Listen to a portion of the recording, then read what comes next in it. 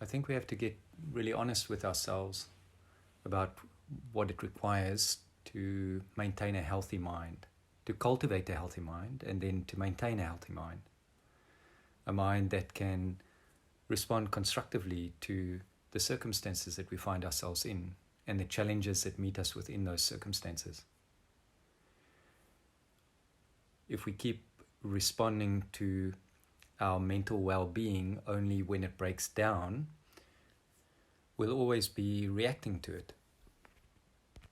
We'll always view it as a kind of encumbrance, something that we've got to get out of the way. Now that it has broken, we've got to quickly sort it out, and it seems very difficult to sort it out. It seems like it will take a long time, and there's much effort required, and we'd rather just somebody else do it or take care of it for us. Until we recognize that there's something required from within us. First, recognition, perhaps, that this mind is not going to maintain itself in a constructive way. In fact, whatever it has been conditioned to do, however it has been conditioned to respond to life, to the circumstances that we're in, to the people in our circumstance, will perpetuate autonomously, despite it being destructive to us, the receiver. Once we recognize that we have to take responsibility for this mind and learn to manage it differently, learn to master this mind, to take charge of this mind, until we recognize that, we'll be succumbed to this autonomous, wild, very often quite destructive mind and the experience that ensues as a result of its wild activity. So how do we start? Once we see that this has to come from within, no different to maintaining our body by taking a shower or a bath every day to keep ourselves clean, or brushing our teeth, or feeding ourselves in order to maintain a healthy body.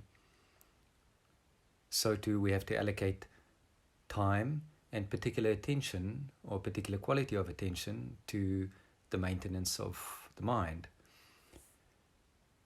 And so we have to start with allocating time and saying, this time in the day, these 20 minutes, and I would say that as a minimum, otherwise we're just adding more tasks that we're trying to get through, the little bit of mindfulness that we do here and a little bit of mindfulness there, and this becomes more of a burden than it produces any significant change in our lives.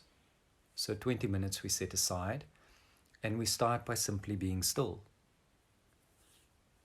We don't need any special technique. We don't need a especially structured environment.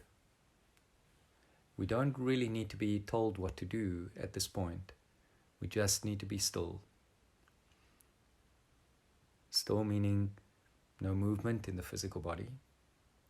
If there's no movement, there's less potential for the mind to become unsettled, disturbed, and distracted. So we start with just being still. When we sit still, after a short while, the mind will become quite busy, quite insistent, being acknowledged.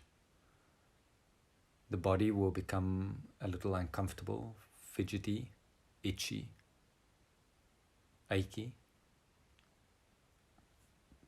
And we have to see this and not pull away from it. We have to see this and stay the way we might consider staying present with an upset or a disturbed child. We're not demanding anything from the child, we're simply bringing presence to the child, bringing our presence, the comfort of our proximity to this child, not demanding anything. And as a result, the child feels safe, the child relaxes and starts to open up and perhaps the child will tell us what is the matter. So our body will do the same.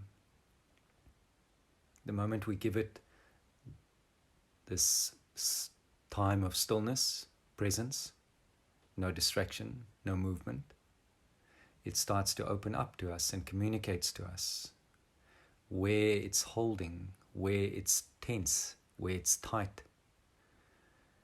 where it's rigid. And the mind starts to do the same. It starts to reach for its familiar patterns of behavior, its familiar patterns of thinking.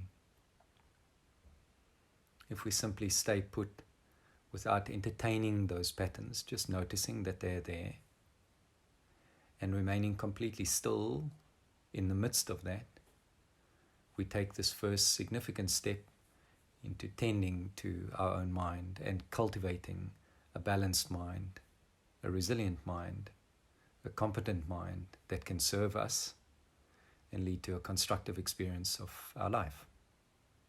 So that would be the first step.